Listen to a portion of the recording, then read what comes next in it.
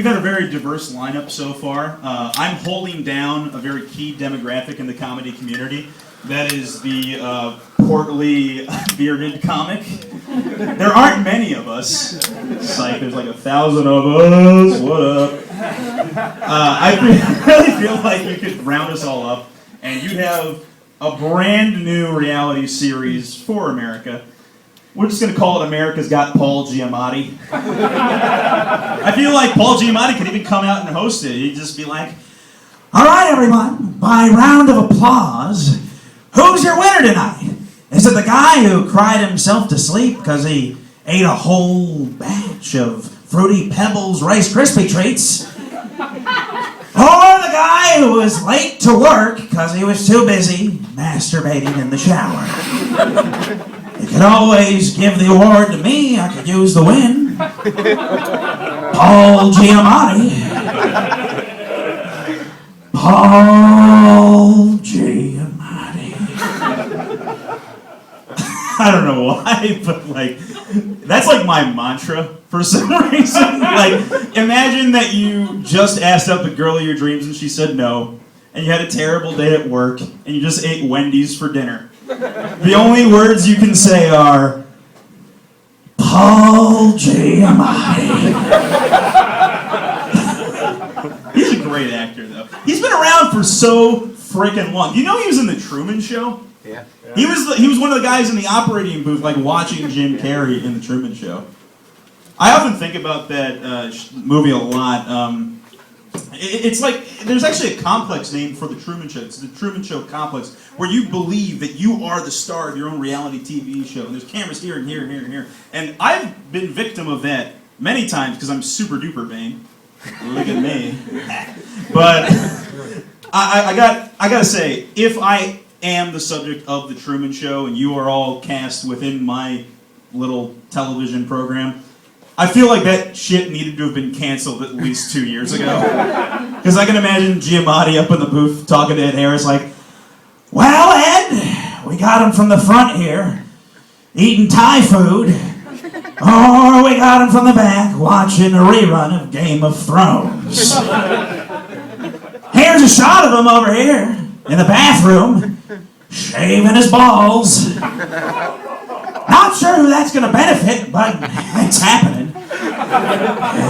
It's happening. And there he is in his room, masturbating to a lovely picture of Modern Family, Sofia Vergara. She's buxom, that's for sure. Paul Giamatti. Big movie fan, if you can believe that. I really love going to the movies, especially right now. Like, it's award season. There's all kinds of great flicks that are out. I get there early, so I see the previews. Have any of you seen these previews for the Fathom events? You know what I'm talking about? Yeah. Fathom events. It's, for those of you who don't know, because you haven't been to the movies in the last 5 years, the Fathom event is like a high art event that they will live stream into the movie theater for you to watch. Like the symphony, the Philharmonic Symphony of New York will be presenting a concert of Beethoven's Ninth. So instead of going to New York and actually going to the symphony, you can just go to your movie theater and listen to the symphony right there in the movie theater. Have any of you ever been to one? Who the fuck keeps going to them? They keep putting them on! I kind of want to go. I want to go, and I want to take a friend. And I want us to get really fancily dressed up. Like aristocrats. Like I'll be in my top hat, my tuxedo and tails, and my monocle. And I'll call up my friend Kate and be like, Lady Catherine, would you care to join me for the most wonderful production of Mozart's Don Giovanni, as presented by the Regal Cinema 14? Oh, you would? Wonderful. Yes, I'll pick you up at 7 o'clock sharp. And oh, what's that? Oh, I got the tickets from a friend at work for free. And I've been assured they're not worth the free. We should totally go. Later that night at the theater, we arrive and there's a big thing that I throw on. Ticket porter, please announce us. I am Thomas Bambara, and this is Lady Catherine, the finest Data entry at the temp agency. Please take our coats. We're here for the 7 p.m. production of Don Giovanni, yes. Lady Catherine, do you care to have a bit of a refreshment? Of course. Counterman! Give me your finest box of snow caps and 2 premium ICs. And be sure to make sure that it is half cherry and half blue raspberry, as our palates are wanting. Now, Catherine, I'm aware that you prefer the seating in the orchestra. I prefer the first row of the mezzanine. Yes, darling, I'm aware that it is reserved for the disabled. Tell you what, just pretend your hip is lame and I'm sure no one will give us any trouble. And I'm sure they won't give us any trouble because we're the only fucking people in this theater right now. Love the movies. Love the movies. Whoa. Yeah. I'll tell you what is really disappointing as a movie fan.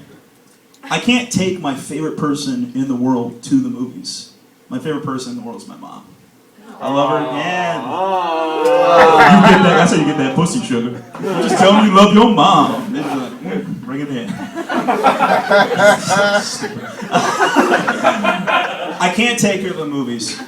She's the sweetest, most wonderful person in the entire world, but she is so fucking disruptive to one person in the movie. It starts off with just gentle reviews of the previews. Last time we went to the movies like 2 years ago, and I remember it was a preview for Predators with Adrian Brody. And there's all kinds of like warfare, gunfire, and all kinds of like loud noises. And she just leans over to me real quick and just goes, "I don't like this sort of thing." Okay, fine. Moving on. And then there's another trailer. It's Julia Roberts in Eat, Pray, Love. And she's like eating exotic food and visiting exotic countries and riding an elephant and all kinds of shit. And Mom just leans over to me gently and says, "I really like this sort of thing. We should go see that movie." Okay, Mom, we'll go. So then everything's rounding up and the movie's about to come on. They have the final trailer, and it's a commercial for Android phones.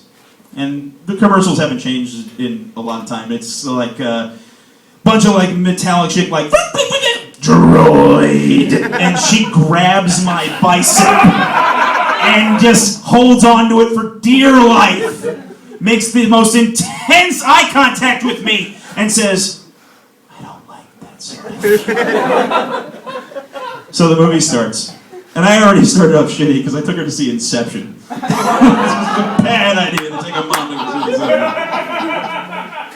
And here's how she's disrupting her in the movie. It's not that she asks questions. She just makes declarative statements to make sure she knows what's going on. So the movie starts, and she just leans over to me at one point and goes, "That's Leonardo DiCaprio."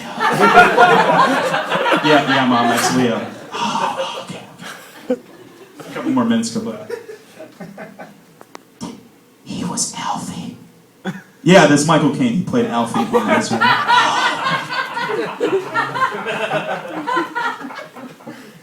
That's Leo's wife. Yeah, it's his dead wife. Wait, she's dead. Yeah, Mom, just watch the freaking movie. Is that the girl from Juno? Yeah, it's Juno, Mom. I didn't like that sort of thing.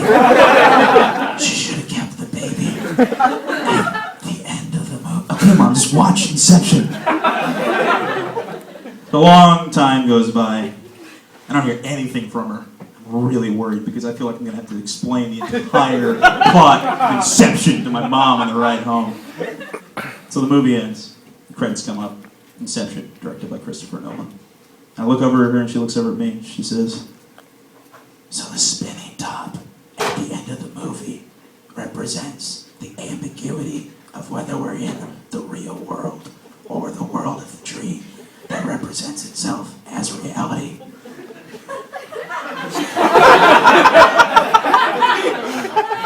Yeah, Mom, that's right. That's the boy from Angels in the Outfield. I'm Tom Bambara. Thank you very much. Seeing you, or seeing anything as much as I do you.